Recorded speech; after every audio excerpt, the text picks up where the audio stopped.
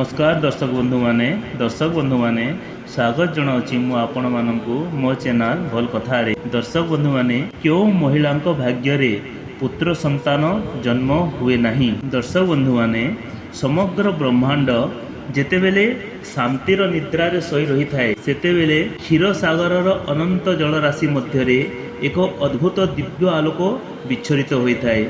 एही सागर केवल जल नुहे बरं यह होची चेतनार सागर, जोठारे सृष्टिर पालनकर्ता भगवान विष्णु अनंत शय्यारे शयन करिथांती।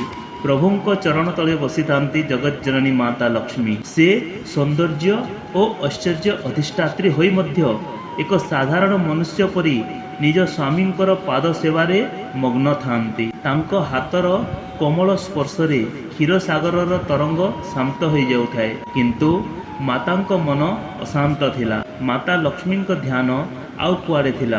पृथ्वी पृष्ठरू भासी आसुथिबा काहार एक करुण क्रंदन जहा तांको कानरे बारंबार बाजुथाए। से क्रंदन थिला जणे निसंतान नारीर, जणे स्त्रीर जीए माँ हेबा पई विलाप करुथिला। माता भाविले मु तो समस्तंको धन संपत्ति दिए, किंतु नारीर सबुठारु बड़ संपत्ति ता संतान अटे। जदि जणे नारी माँ हेबारु वंचित अटे तेबे ता पाई सबु संपत्ति माटी समान।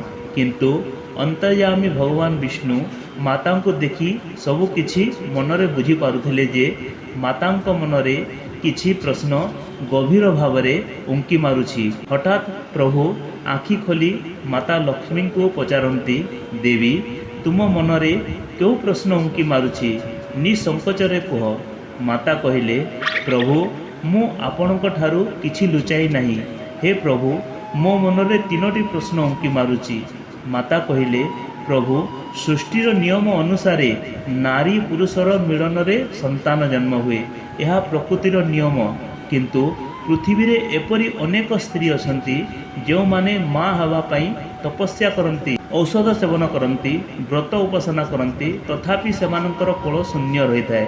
मोर प्रथम प्रश्न, क्यों पाप और क्यों कर्मदोष कारणरू जने स्त्री भाग्य रे पुत्र बा संतान सुख लेखा हुए नहीं। भगवान विष्णु कहले, हे देवी संतान प्राप्ति केवल शारीरिक बंधन नुहे बरं यह होची ऋणानुबंधन, अर्थात पूर्वजन्मर ऋण और संपर्क। जदि कौनसी जीवात्मा सह सही दंपतिंकर पूर्वजन्मर लेणदेण बाकी न थाए तेबे संतान रूप में कहीं आसंती नहीं। किंतु तुमे जो पाप बा दोष कथा कहूच ताहा जानिबा पाई मु तुमको गोटे कहानी कहूची, ध्यान दे शुण। हे देवी पृथ्वीर पूर्व दिगरे चंद्रपुर नामक गोटे सुंदर राज्य थिला। सेही राज्यर शोभा स्वर्गपुर सहित तुलनीय थिला। प्रजा माने सुखरे थिले, खेतरे शस्यर अभाव नथिला एवं राजकोष रत्नरे पूर्ण थिला। सेही राज्यर राजा महाराज चंद्रसेन और रानी सुनंदा दयार प्रतिमूर्ति थिले।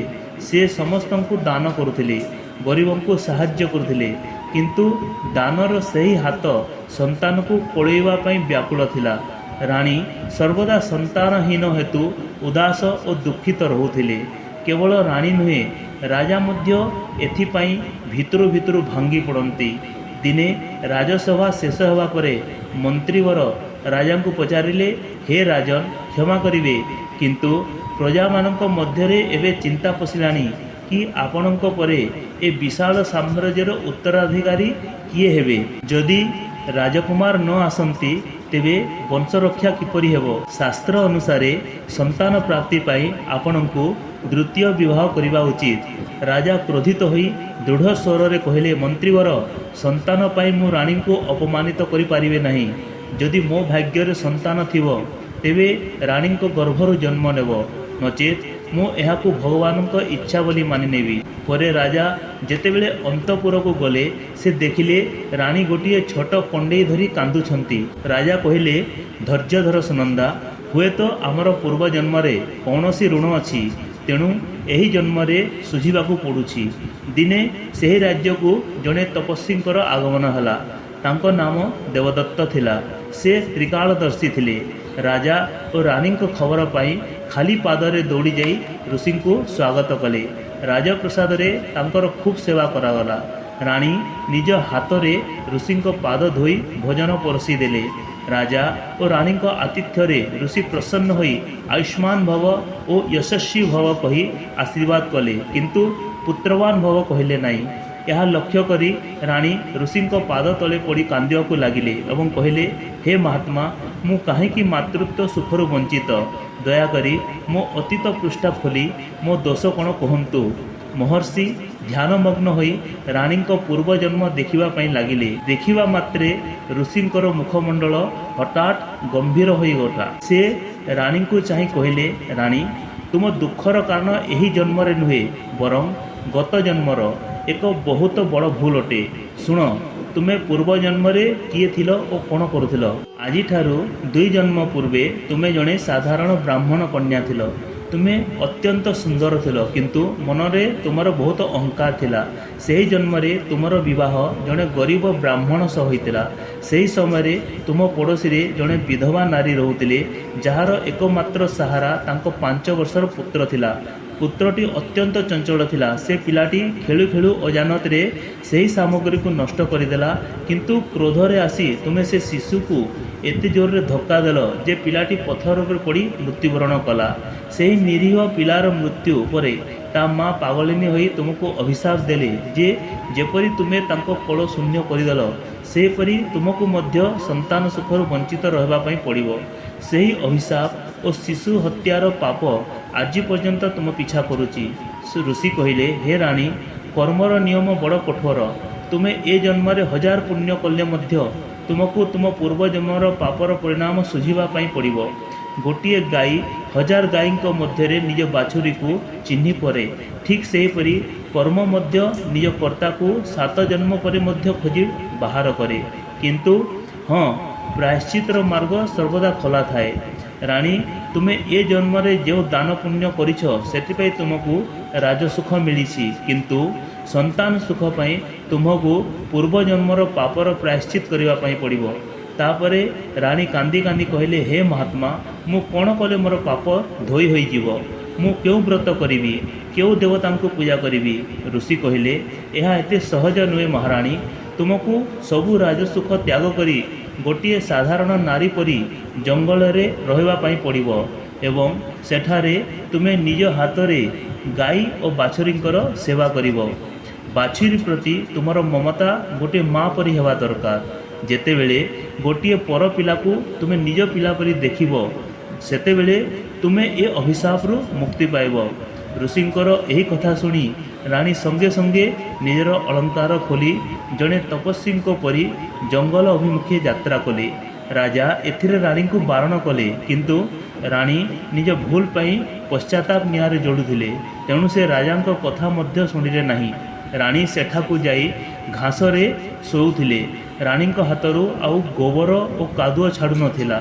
ମନରେ ମମତା ଭରା ଭାବ ରଖି ରାଣୀ ଗାଈ ବାଛୁରୀଙ୍କ ସେବା କରୁଥିଲେ। ଏତେ କଷ୍ଟ ମଧ୍ୟରେ ରାଣୀ ଏକ ଅଦ୍ଭୁତ ଆନନ୍ଦ ପାଉଥିଲେ। ଗାଈ ଓ ବାଛୁରୀ ତାଙ୍କର ପରିବାର ହୋଇଯାଇଥିଲେ। ଯେତେବେଳେ ବାଛୁରୀଟି ରାଣୀଙ୍କ ପାଖକୁ ଡେଇଁ ଡେଇଁ ଆସୁଥିଲା, ରାଣୀଙ୍କୁ ଲାଗୁଥିଲା ଯେପରି ତାଙ୍କର ନିଜ ପୁତ୍ର ତାଙ୍କୁ ଖେଳିବାକୁ ଡାକୁଛି। ରାଣୀଙ୍କ ମନରୁ ସବୁ ଅହଙ୍କାର ଧୋଇ ହୋଇଯାଇଥିଲା। ସେ ପ୍ରତିଦିନ ତାଙ୍କ କର୍ମର ପ୍ରାୟଶ୍ଚିତ କରୁଥିଲେ। ଏହିପରି ଭାବରେ ପ୍ରାୟ 1 ବର୍ଷ ବିତିଗଲା। ଗୋଟିଏ ଦିନ ରାଣୀ ଗାଈ ବାଛୁରୀଙ୍କୁ ନେଇ ଘୋର ଅରଣ୍ୟକୁ ଚରିବା ପାଇଁ ଯାଇଥିଲେ। ହଠାତ୍ କଳା ବାଦଲ ମାଡ଼ି ଆସିଲା। ପବନ ଏତେ ଜୋରରେ ହେଉଥିଲା ଯେ ବଡ଼ ବଡ଼ ଗଛ ଉପୁଡ଼ିବା ପାଇଁ ଲାଗିଲା। ସେହି ସମୟରେ ଏକ ଭୟଙ୍କର ବାଘ ବାଛୁରୀ ଉପରକୁ ଆକ୍ରମଣ କରିବା ପାଇଁ ଆସୁଛି। ଗାଈଟି ଭୟରେ ଚିତ୍କାର କରୁଥିଲା, କିନ୍ତୁ ବାଛୁରୀଟି ପଥର ସନ୍ଧିରେ ଅଟକି ଯାଇଥିଲା। ବାଘଟି ଲମ୍ଫ ପ୍ରଦାନ କରୁଥିବା ବେଳେ ରାଣୀ ଭୟ ନ କରି ବାଘ ଓ ବାଛୁରୀର ମଝିରେ ଠିଆ ହୋଇଗଲେ। ତାଙ୍କ ହାତରେ କୌଣସି ଅସ୍ତ୍ର ନଥିଲା, କେବଳ ଥିଲା ମାତୃତ୍ୱର ଶକ୍ତି। ରାଣୀ ଚିତ୍କାର କରି କହିଲେ, ହେ ବାଘ, ଯଦି ଖାଇବାର ଅଛି ତେବେ ମୋତେ ଖାଅ। ଏହି ନିରୀହ ପ୍ରାଣୀକୁ ଛାଡ଼ିଦିଅ।